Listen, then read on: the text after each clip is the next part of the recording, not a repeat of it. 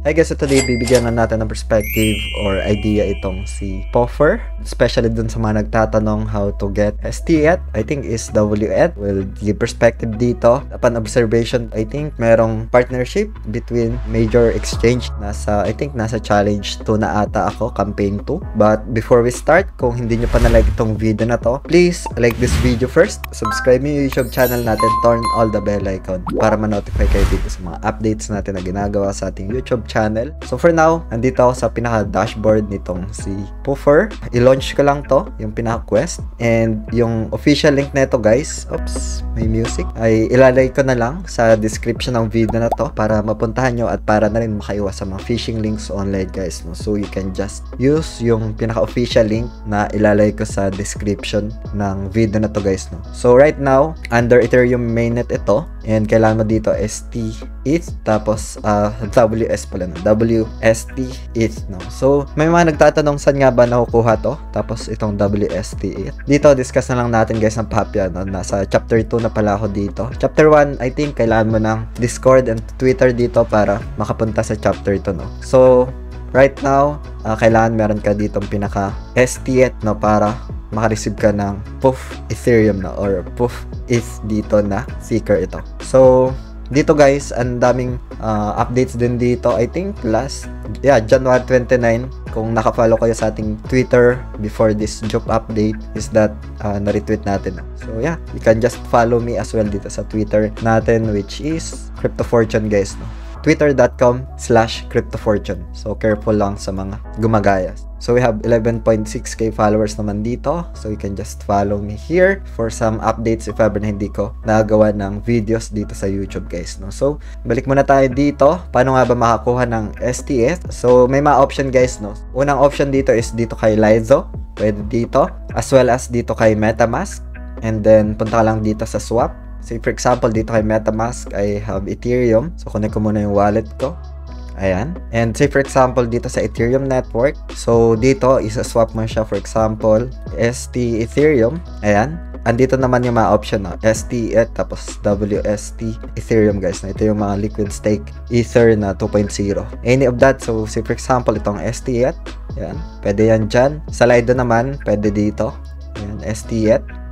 And I have small available balance lang naman dito. Please be mindful lang guys sa gas fees no, kasi sobrang laki ng gas fees dito. Maybe dalawang swap mo siguro you will spend around 30 to 50 USDT and that's a lot guys no, if you can or if you're not willing to lose that is that just think about it guys no. But again, itong video natin today is just for ideas lang for reference and does not qualify as an investment or financial advice guys no. So hopefully doon sa mga nagtatanong is that ma-acknowledge yung mga questions nyo dito no. So we have here Lido.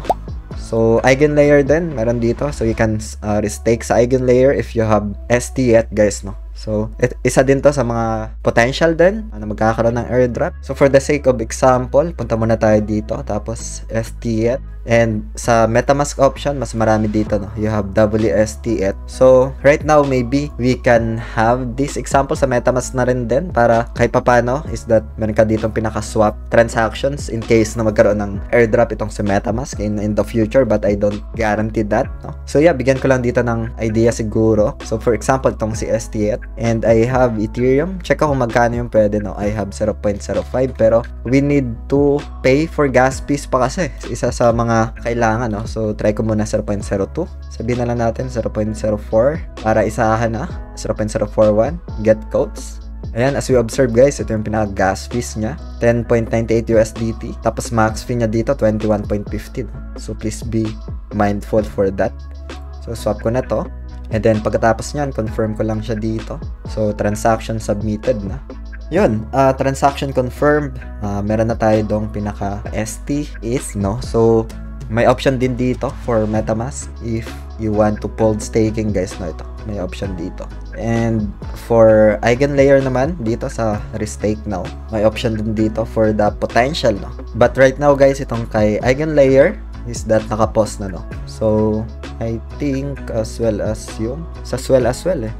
Ayan, naka-pause din sa Swell Stake Ether. Option natin is itong kay Puffer, no? We have here, refresh lang muna natin to.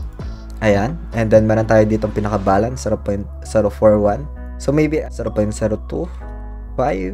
Ayan, tapos i-stake ko na lang dito kay MetaMask yung maiiwan guys, no? Kasi we'll see if meron man silang ilabas na token in the future, and if magiging criteria nila to is that meron ako dito kahit papano na nailagay guys, no? But then again guys, I did not recommend this if you don't understand the risk dito. This is a risk guys, no? Kasi we're in crypto space, and itong video natin today is just for ideas lang, no? For reference, does not qualify as an investment or financial advice. Pasensya na kayo paulit-ulit na, but I just want to remind you the potential risk and reward dito guys, for you to have informed decisions dito guys, no? So yeah, right now ilagay ko na to. Ayan, tapos I think meron pang fees, no? Sign ko muna to, and then pagkatapos nyan meron pang gas fees na babayaran, 13 USDT, so roughly 30 USDT gas fees dito from MetaMask to Puffer guys, no? Then tap confirm, and then congrats, your transaction is on chain. Wait mo lang to in a few minutes, and yun,